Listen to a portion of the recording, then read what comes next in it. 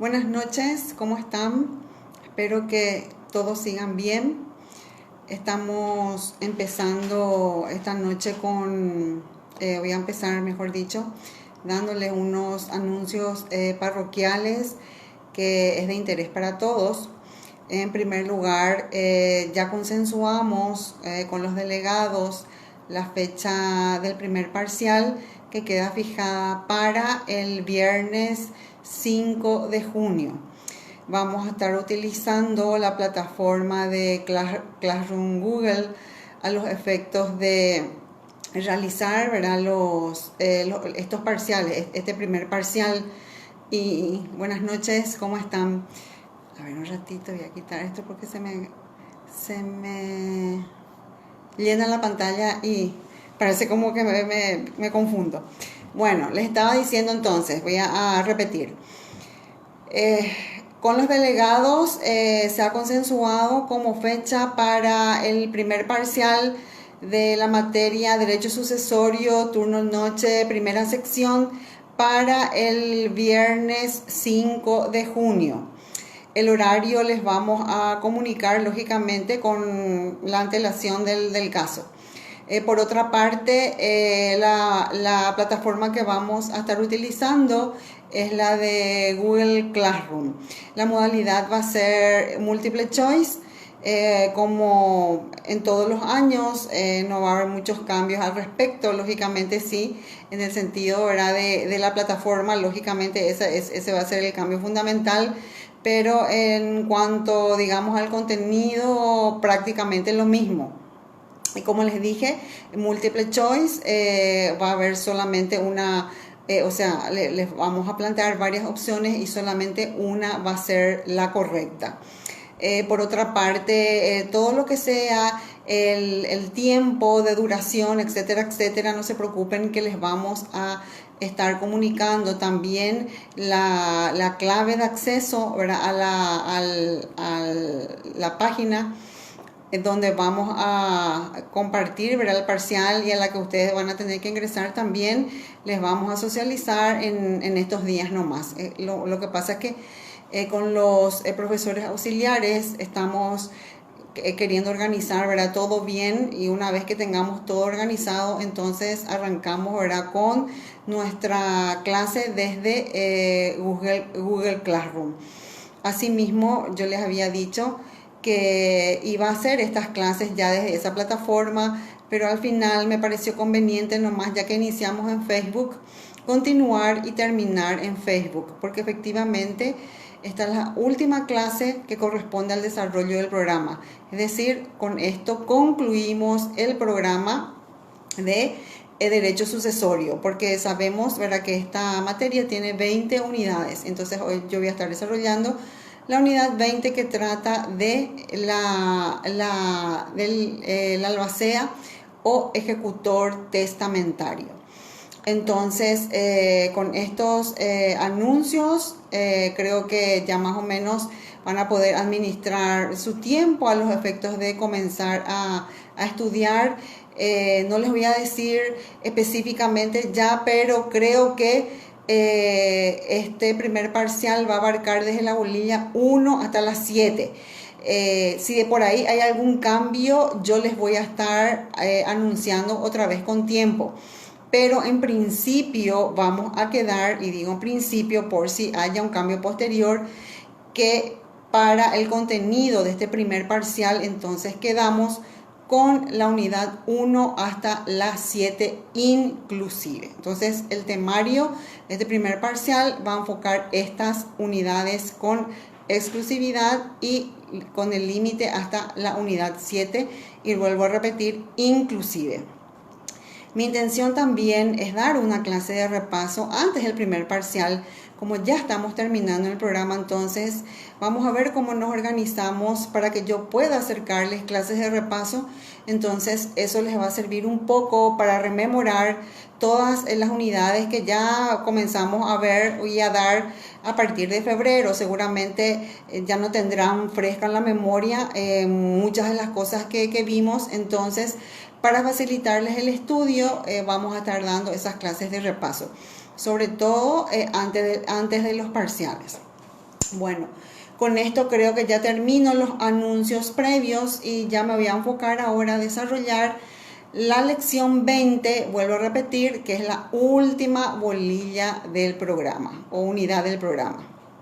Bueno, albacea o ejecutor testamentario es una institución y una figura específica de la sucesión testamentaria, es decir, solamente podemos hablar entonces de albacea o ejecutor testamentario como una figura de la sucesión testamentaria, porque no existe la posibilidad de albacea o ejecutor testamentario en una sucesión legítima. Raramente el vocablo albacea proviene o tiene origen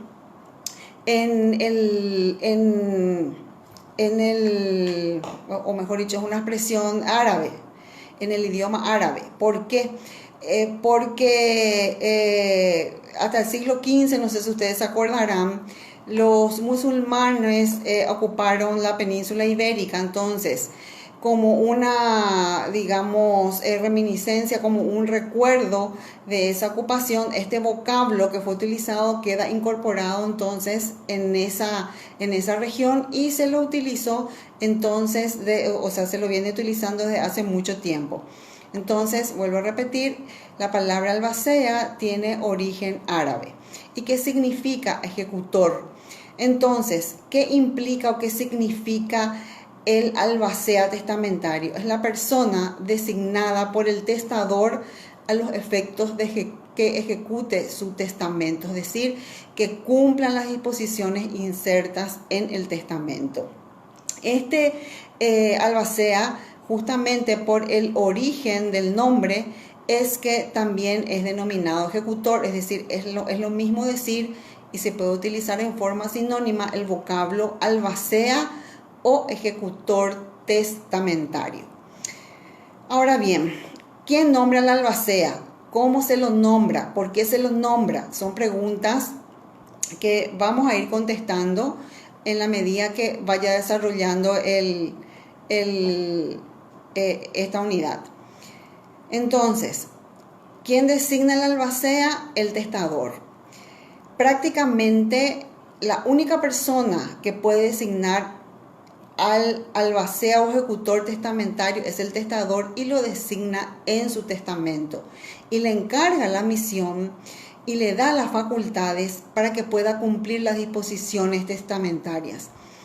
Y acá también surge la pregunta, ¿y por qué nombrarle un albacea? ¿Cuál es lo que es, digamos, la intención de un testador de designar a una tercera persona o puede ser también a un heredero? Ya vamos a ver sobre quién puede recaer el nombramiento para que cumpla sus disposiciones. Es justamente para asegurar, es decir, con el nombramiento del albacea, lo que hace una persona que redactó un testamento es asegurar a través de la designación de una persona de confianza de que todas las disposiciones, todas las cláusulas insertas en el testamento sean efectivamente cumplidas.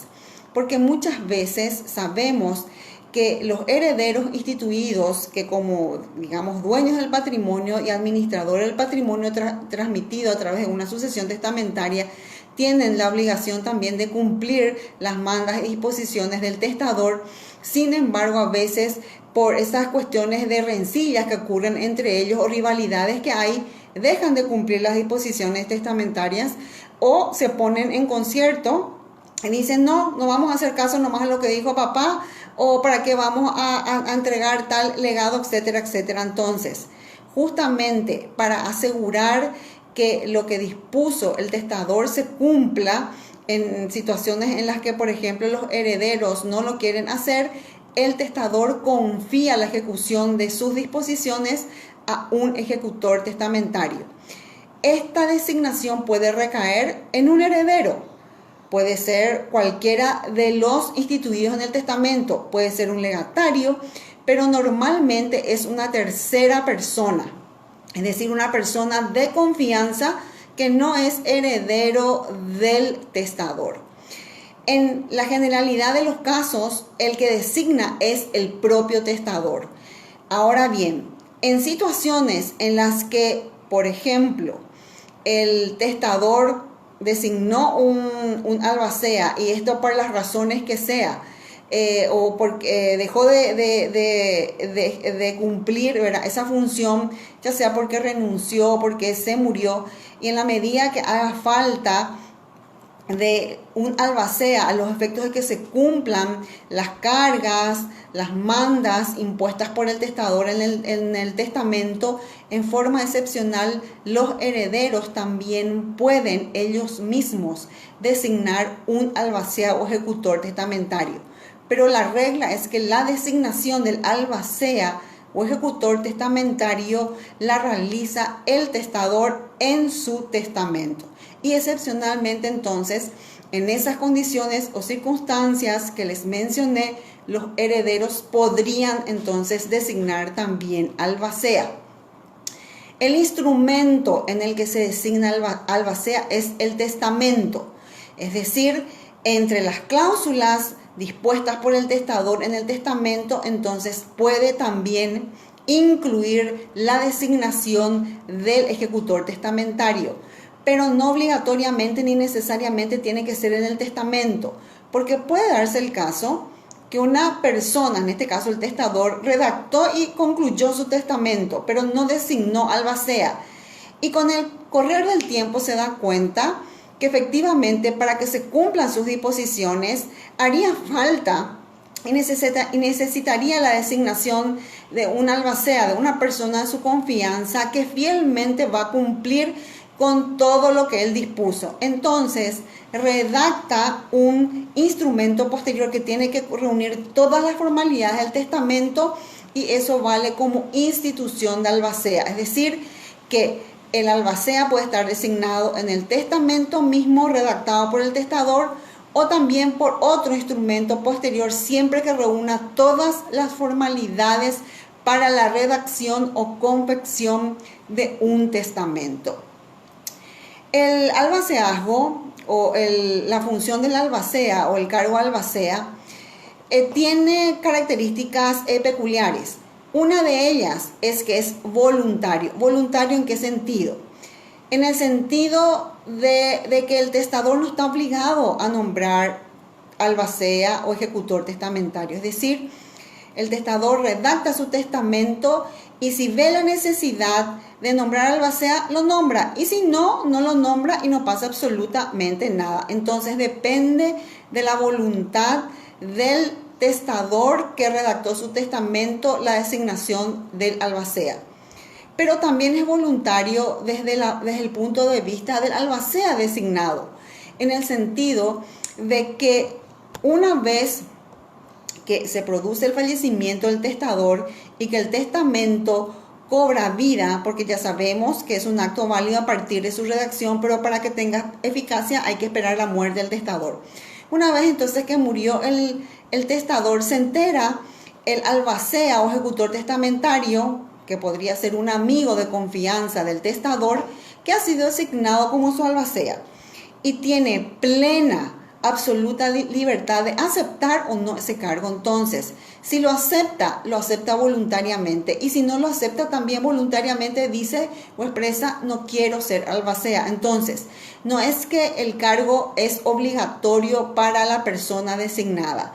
Si quiere aceptar, acepta. Si no quiere aceptar, no acepta. Entonces, en síntesis, la designación de albacea es voluntaria por parte del testador, y la aceptación del cargo de albacea una vez designada ya la persona también es voluntario de la persona designada como tal. Otra de las características es que es oneroso. ¿Y por qué es oneroso? Porque el trabajo que realiza el albacea, que tiene que cuidar y en cierta manera administrar los bienes y cumplir las disposiciones del testador, genera derechos a que este albacea o ejecutor testamentario, al finalizar su trabajo, al finalizar la labor que le fue encomendada en el testamento, pueda regular sus honorarios por los trabajos realizados. Y estos honorarios deben ser regulados por el juez que entendió en el juicio sucesorio en el que se presentó el albacea y en el que realizó las diferentes, digamos, funciones encomendadasles por el testador.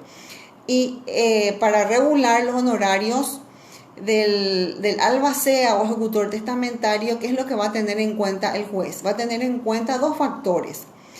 El monto o el caudal del patrimonio hereditario y la mayor o menor complejidad en cuanto a la labor desplegada. Entonces, estos dos aspectos es lo que el juez debe considerar a los efectos de regular los honorarios del albacea o ejecutor testamentario. La tercera característica es que el cargo es indelegable, es decir, realmente cuando el testador designa albacea, considera qué cosa, las virtudes, las cualidades de la persona a la que elige para ese cargo, y lo elige, el sentido común nos dice, porque tiene confianza. Entonces es una designación intuita persona, considerando, vuelvo a repetir, las características, las particularidades, las habilidades, etcétera, de la persona designada, lo que significa que este albacea no puede delegar en otro el desempeño de su cargo, si bien está permitido que él pueda tener el auxilio de otras personas cuando la gestión en cuanto al manejo de los bienes transmitidos por herencia y dispuestos en el testamento es muy complejo. Entonces puede designar mandatarios, pero que le responden a él. No es que está delegando, digamos, en otra persona la función. Él se está ayudando de mandatarios a los efectos de cumplir la función y estos mandatarios le responden a él. Entonces, vuelvo a insistir, no hay acá una delegación del cargo de albacea. Y por último, es una función o un cargo temporario. ¿Por qué? Porque el testador, cuando designó al albacea, ¿qué es lo que tuvo en miras? Tuvo en miras que esta persona designada por la confianza y sobre todo por el deseo de que sus disposiciones se cumplan, lógicamente, ¿verdad?, ha considerado de que esa persona que va a cumplir la función no es que va a estar de por vida ejerciendo el cargo de albacea o ejecutor testamentario, sino que exactamente va a ejercer ese cargo durante el tiempo necesario a los efectos de efectivamente culminar todas las mandas, disposiciones, encargos, insertos en el testamento. Con respecto a esta duración, el Código Civil dice de que si el testador no estableció un plazo, porque perfectamente el testador en el testamento puede decir, instituyo como albacea a mi amigo fulano de tal, lo individualiza perfectamente y dice, por el plazo de, supongamos, de 1 año, por el plazo de 2 años, por el plazo de 3 años, que es el tiempo necesario, los efectos de que se cumplan todas las disposiciones insertas en el testamento. Entonces, si el testador estableció un plazo para que el albacea cumpla la misión o que ejecute, ¿verdad?, las disposiciones del testamento, ese es el plazo que debe durar. Entonces, es temporario. Y si es que el testador no estableció ningún plazo para que el albacea cumpla su cometido, entonces el Código Civil dice que el plazo es de 1 año, que es, digamos, razonable a los efectos de que el testador ejecute las disposiciones del testamento. Y en el caso de que se cumpla ese año, vamos a suponer, comienza la función del testador, llega al término de 1 año y aún no ha ejecutado todo el testamento, entonces perfectamente ese plazo se puede prorrogar por 1 año más y así sucesivamente hasta que el ejecutor testamentario albacea efectivamente desarrolle, cumpla todas las disposiciones del testador. Entonces, por eso es temporario. Entonces, recapitulando, tenemos que el cargo del albacea o la figura del albacea tiene 4 características. Es voluntario, es oneroso, es indelegable y es temporario. También es importante mencionar de que esta función no necesariamente debe recaer en una sola persona, sino puede recaer en dos o más personas, es decir, en una pluralidad de albaceas. En ese caso es muy importante de que el testador disponga en el testamento cómo van a trabajar estos albaceas en el caso que haya pluralidad de albaceas. Si es que van a trabajar en forma conjunta o si es que van a trabajar en forma sucesiva. Si es que van a trabajar en forma conjunta, ¿verdad? ¿Cuál es el efecto? Que si trabajan en forma conjunta, todos entonces asumen la gestión y tienen corresponsabilidad por las acciones, omisiones, ¿verdad?, referentes a las gestiones realizadas con respecto a la masa hereditaria dispuesta en el testamento.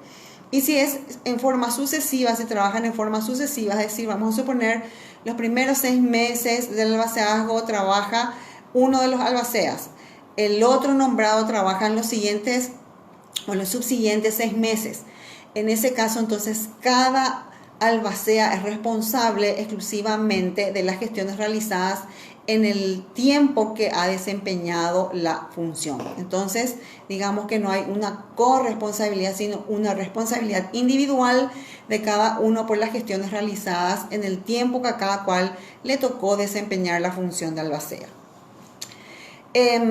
Ahora bien, ¿cuáles son, digamos, las condiciones o exigencias que debe tener el albacea para ser nombrado en el testamento? Lo único que dice el Código Civil con respecto a esto es que tiene que ser una persona capaz de obligarse al tiempo de ejercer la función de albacea. ¿Qué significa esto? Todos entendemos, ¿verdad?, qué es lo que implica la capacidad. Y acá en este caso, además de la capacidad, dice capaz de obligarse. Eso significa que tiene que ser una persona que, digamos, tiene que tener capacidad de derecho y capacidad de hecho. Es decir, a la capacidad de derecho se le suma la capacidad de hecho, que es la capacidad de ejercer por sí mismo sus derechos, de obrar, etcétera, etcétera. Entonces, puede darse el caso que el testador, vamos a suponer, le designa a una persona menor de edad al tiempo que realiza el testamento. Y después, vamos a suponer, fallece a los 2 o 3 años de haber redactado el testamento y haber designado albacea. No importa que al tiempo de la designación el albacea sea menor de edad y sea un incapaz, ¿verdad?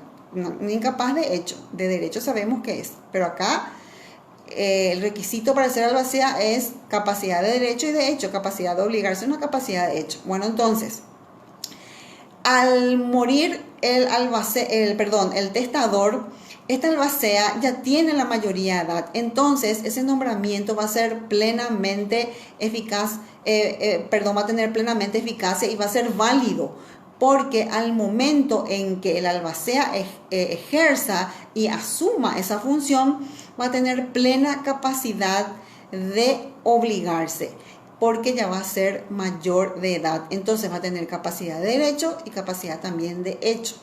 ¿Y por qué es importante? Porque se pone el acento en que el albacea tiene que ser una persona capaz de obligarse.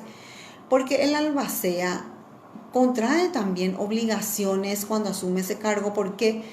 Porque si de por ahí o por esas cosas de la vida realiza mal su gestión y comete, ¿verdad?, algún ilícito o algún ilícito civil o algún ilícito penal, eso genera responsabilidad. Entonces tiene que tener capacidad para asumir por las acciones y omisiones que de alguna manera puedan provocar algún perjuicio a la masa hereditaria. Entonces esto también es importante con respecto a lo que se exige para que una persona sea designada como albacea. ¿Cuáles son las facultades del albacea? El sentido común ya nos dice todo. ¿Para qué el testador le designa a una persona como albacea? Para que ejecute las disposiciones del testamento, todas, digamos, los encargos, el cumplimiento de los legados, si existen, ¿verdad?, otras disposiciones insertas en el testamento. Entonces, ¿qué facultad tiene que tener el albacea para cumplir con las mandas, disposiciones, etcétera, del testador? las que necesite, es decir, las que sean necesarias para cumplir su cometido. Esas son, digamos, las facultades que tiene el albacea. Por lo tanto, si es que para cumplir su cometido necesita disponer de los bienes, administrar de los bienes, entonces va a asumir la administración y la posesión de los bienes a los efectos de cumplir con su cometido.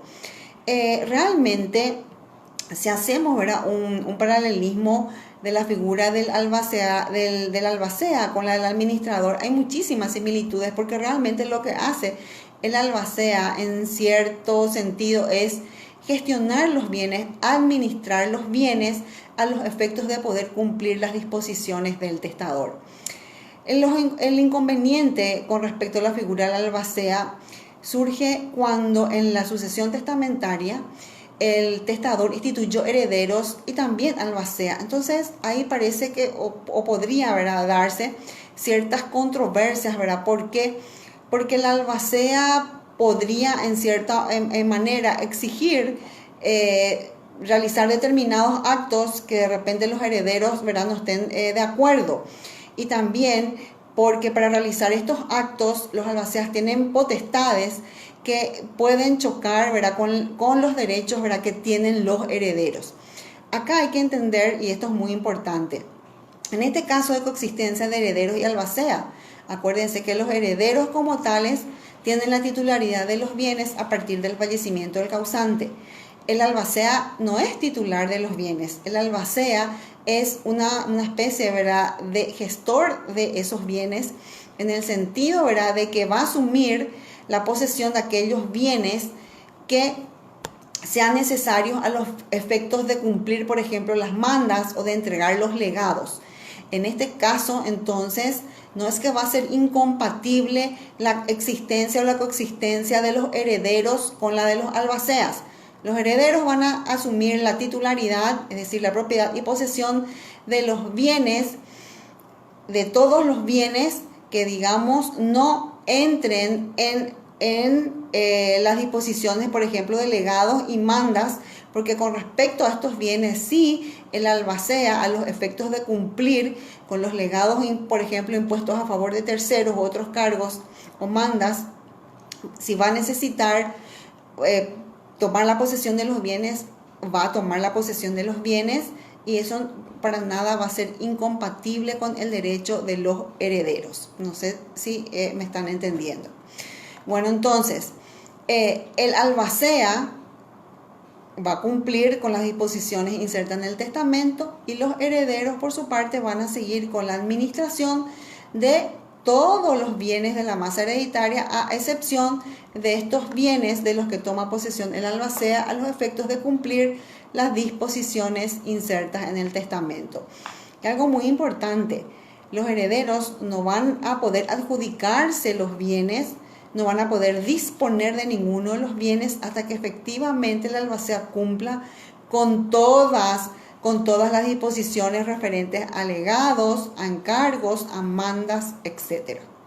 Bueno, a ver, en el caso que para cumplir su cometido el albacea tenga que disponer de los bienes, es decir, por ejemplo, tenga que vender, ¿verdad?, los bienes, en ese caso sí o sí necesita la autorización de los herederos, en todo caso del juez, si los herederos dicen estamos de acuerdo. Es decir, vamos a suponer de que el testador impuso un cargo al albacea para que venda una determinada propiedad, y que el producido de esa propiedad le entregue como legado a X persona. En ese caso, entonces, tiene que vender esa propiedad, y es un encargo que el albacea tiene que cumplir, y para cumplir debe vender la propiedad. En el juicio sucesorio testamentario que se está tramitando ya, que se tiene que tramitar lógicamente para cumplir las disposiciones del testamento, se presentaron los herederos, se presentó el albacea, también los legatarios que le piden al albacea que se ejecute el testamento y que venda la propiedad. Entonces, el albacea, por más de que existe este encargo que está en el testamento y que es claro que no hay ninguna duda que el testador le da la atribución o le da la facultad al albacea para que venda una propiedad. De todas maneras, como los dueños, acuérdense, de todos los bienes transmitidos por herencia son los herederos, el albacea tiene que solicitar autorización a los herederos. Si los herederos dicen no queremos que se venda, entonces el albacea tiene que solicitar autorización al juez, y el juez lógicamente le va a dar esa autorización cuando que existe ese encargo de vender la propiedad.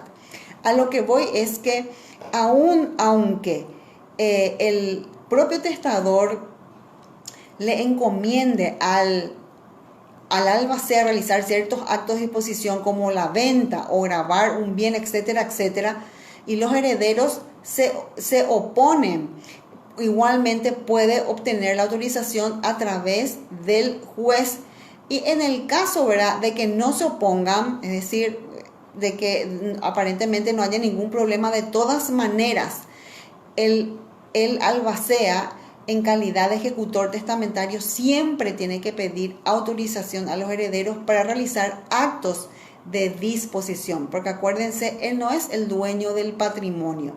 El que es dueño de todo el patrimonio, la masa hereditaria, es o son los herederos en el caso de que concurra en esa sucesión testamentaria una pluralidad de herederos.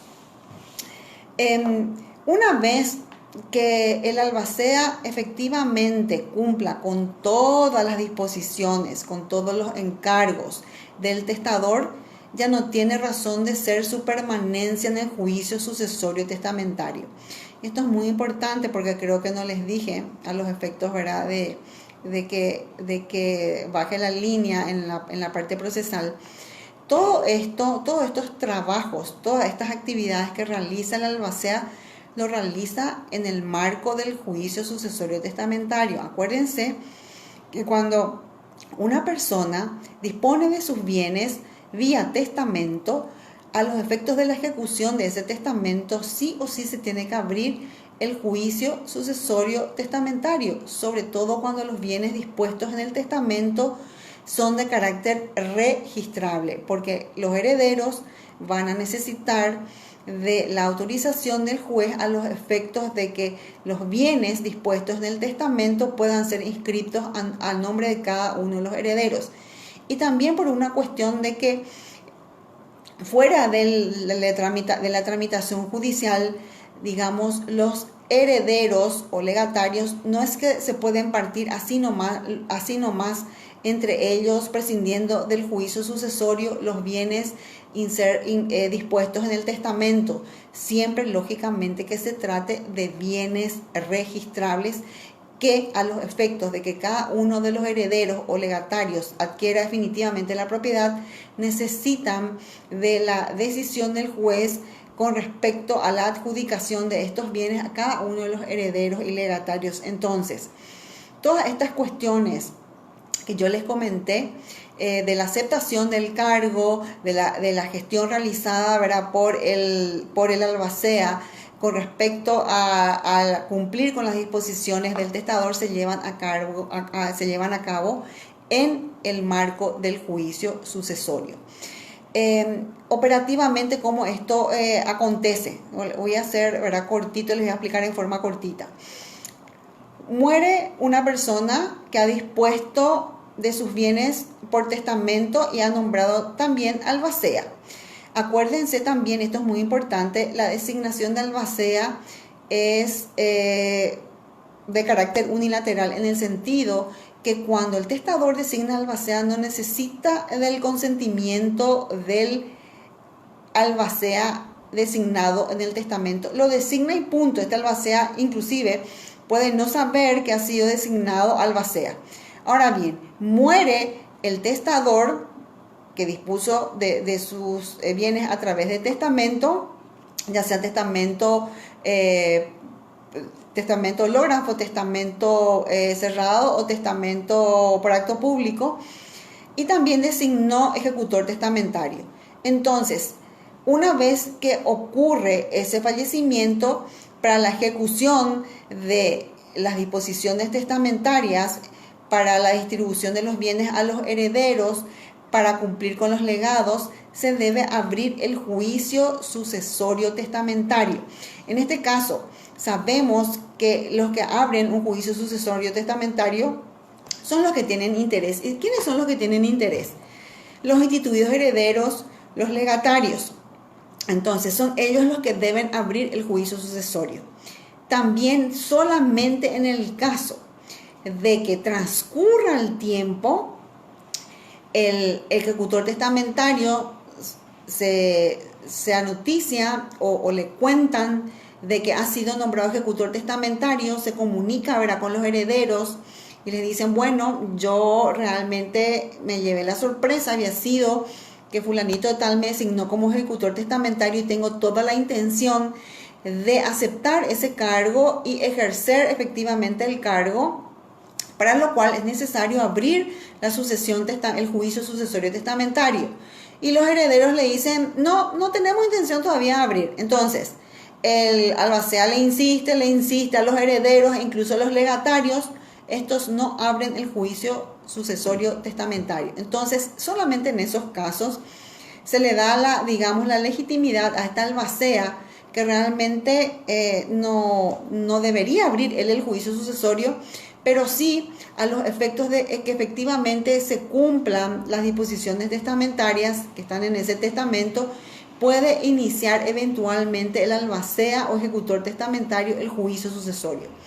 Ahora bien, inicie él o inicien los herederos o los legatarios, sí o sí, si es que acepta el cargo, se debe presentar la sucesión y decir, señor juez, efectivamente me he enterado que mi amigo fulano de tal me ha designado como albacea y vengo a aceptar el cargo. Entonces, a partir de ese momento, a partir de la aceptación, comienza a ejercer la función efectivamente en el marco del juicio sucesorio y debe cumplir con todas, ¿verdad?, las actividades necesarias a los efectos de ejecutar el testamento.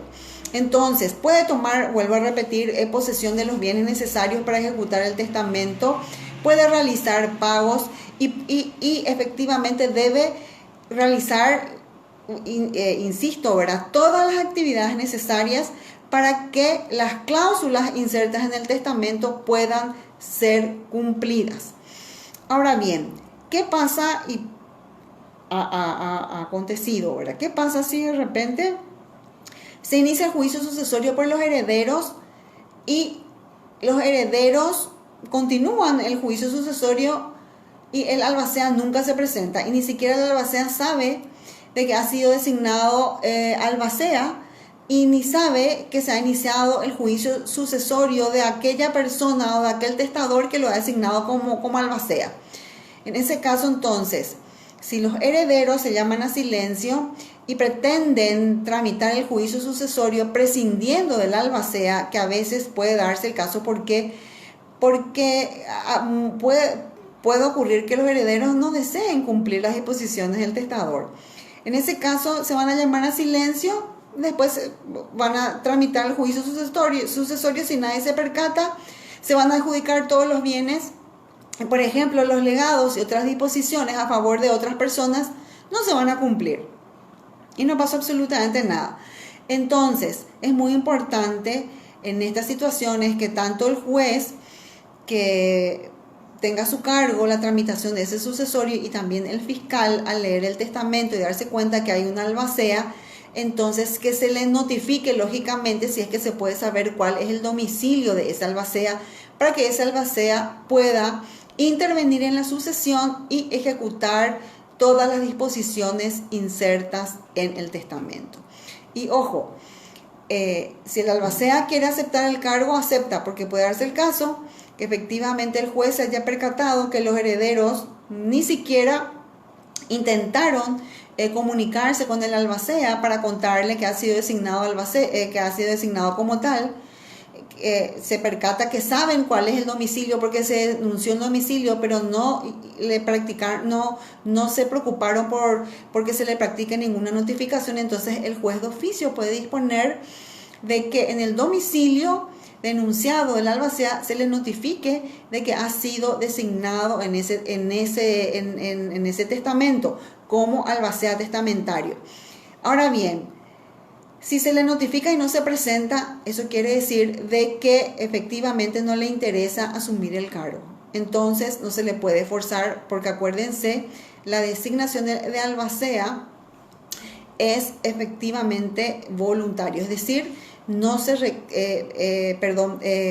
el albacea no tiene la obligación de aceptar el cargo para el que fue designado. Entonces, si quiere acepta, y si no quiere, no acepta. Ahora bien, si es que acepta y se presenta, entonces una vez que se presenta, asume todas las funciones a los efectos de cumplir con las disposiciones insertas en el testamento.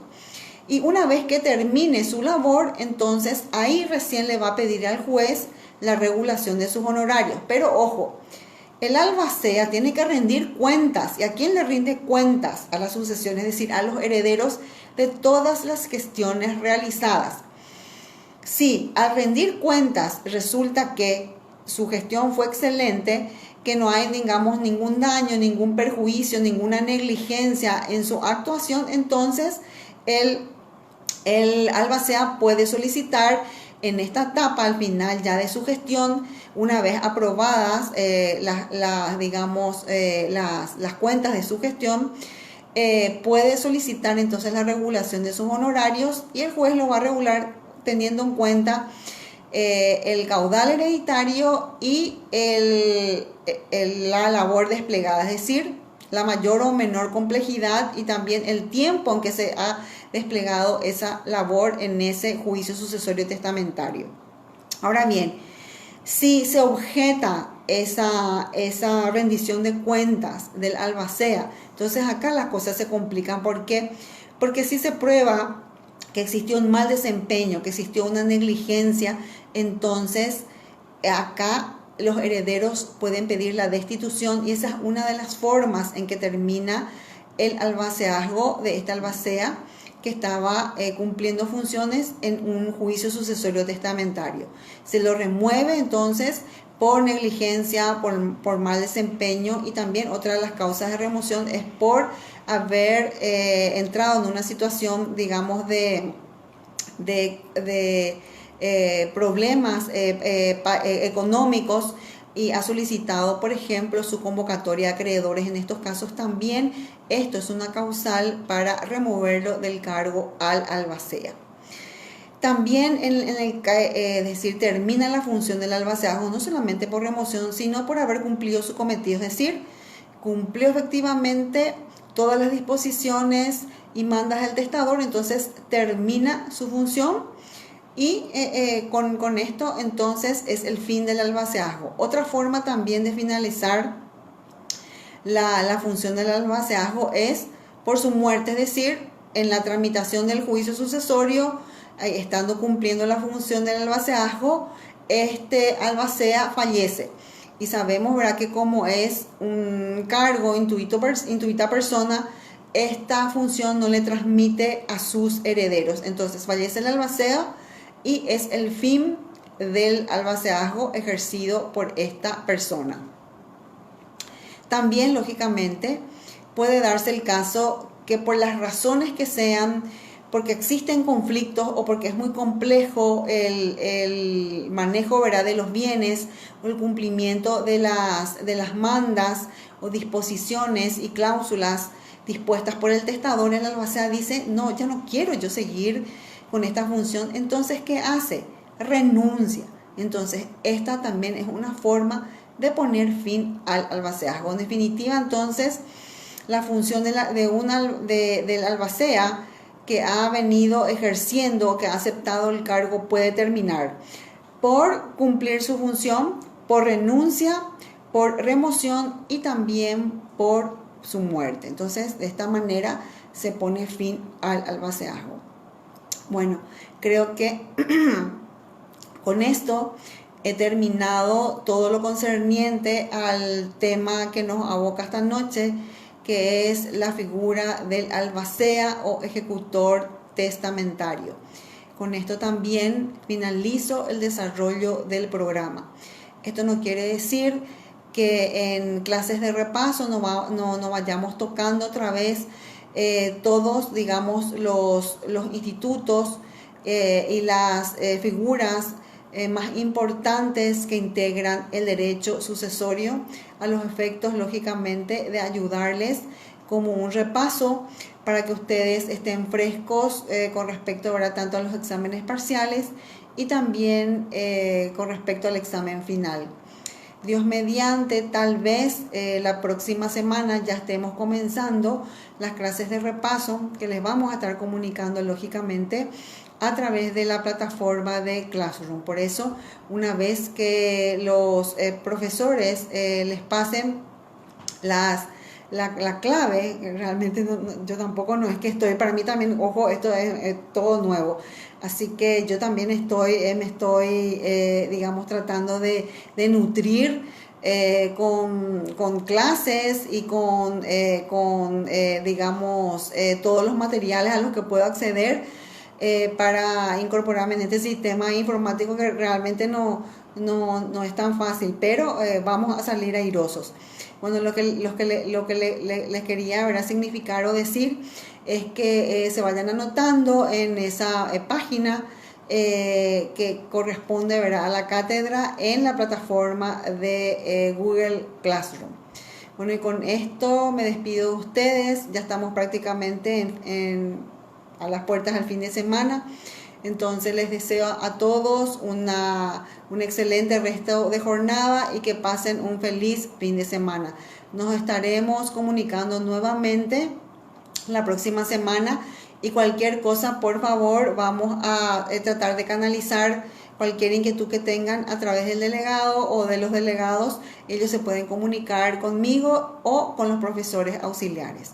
Bueno, buenas noches y que sigan pasando súper bien. Chao, chao.